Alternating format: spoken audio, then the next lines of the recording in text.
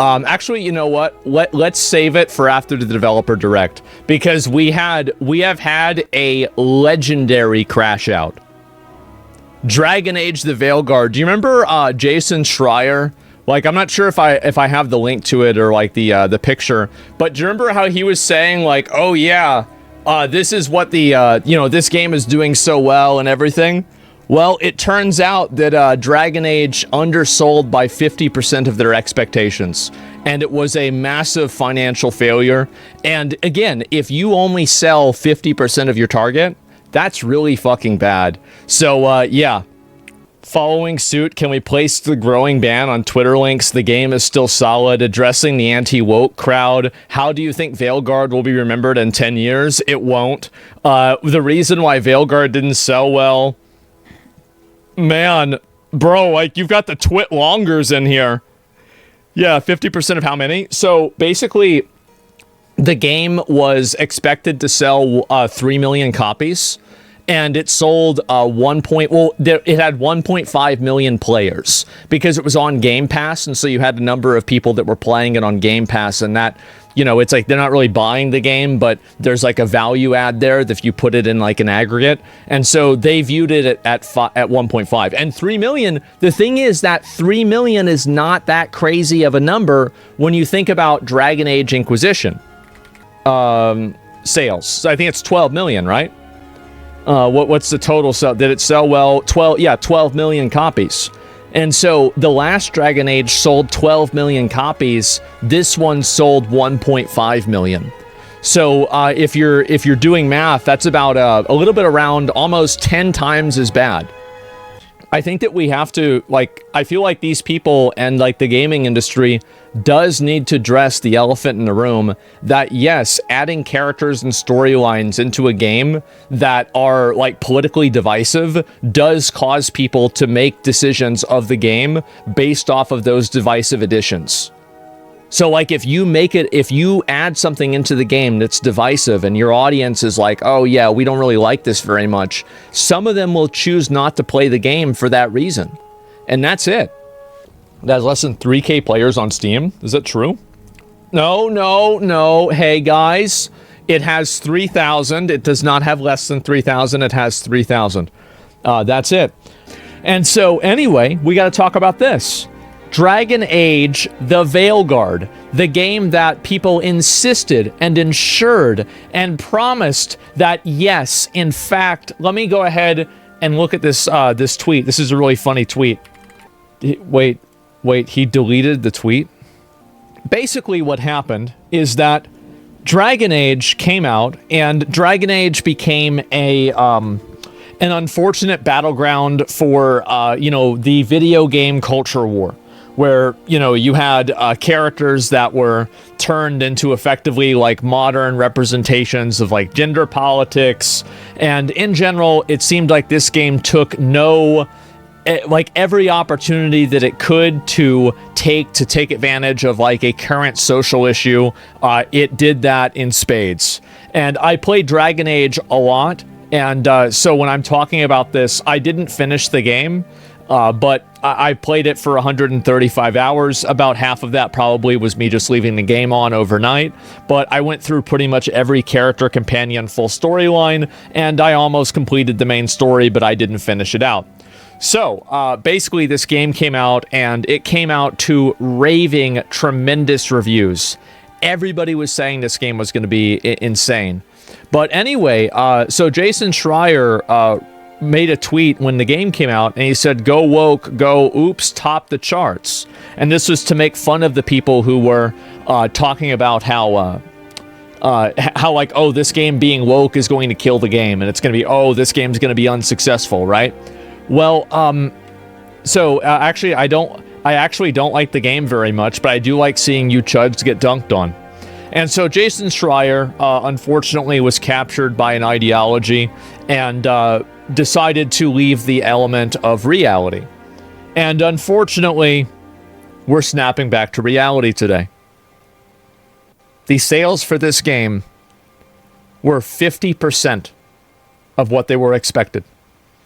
The game was projected to have 3 million players, and it had 1.5 million.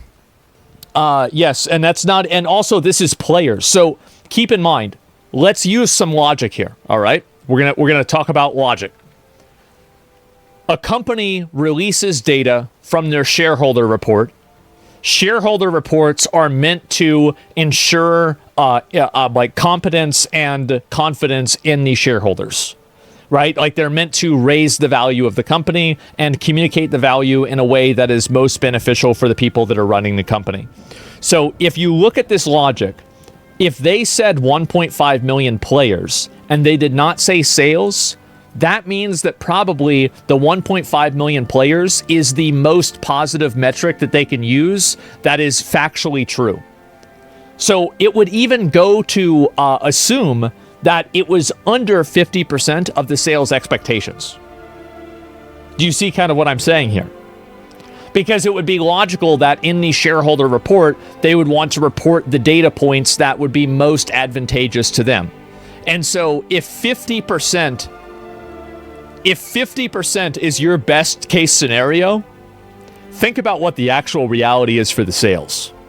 So we can expect to see probably the studio that make this game get either shut down or massively resized. We're probably going to see dozens, if not hundreds of people lose their jobs. And the only thing that I have to say about it is rip bozo. You make garbage that nobody wants. Too bad. That's the way it goes. That's life. EA shares dropped by 15%. Oh, let's take a look at that. EA stocks. Yeah. That's almost as bad as Trump coin. Ooh. You don't like seeing numbers like that, boys. Not so good. But either way, yeah, massive fucking failure for EA. And it's going to cause, see, if you lose, think about that. You're losing 28% of your money. That means if you had $10,000 invested in EA, now you have $7,500 invested in EA. Right? Well, actually a little bit less than that. About $7,000, or to be completely accurate, $7.11 or $12,000. So yeah, it's a huge amount of fucking money that you're losing, okay, guys? Massive, massive amount of money that you're losing. And so that's basically what happened. Thank God. And I hope that this serves as a lesson to a lot of the other game developers that when you do something like this and you put content out there and your game sucks, you're going to be out of a fucking job. They've ruined so many games. Yep, that's right.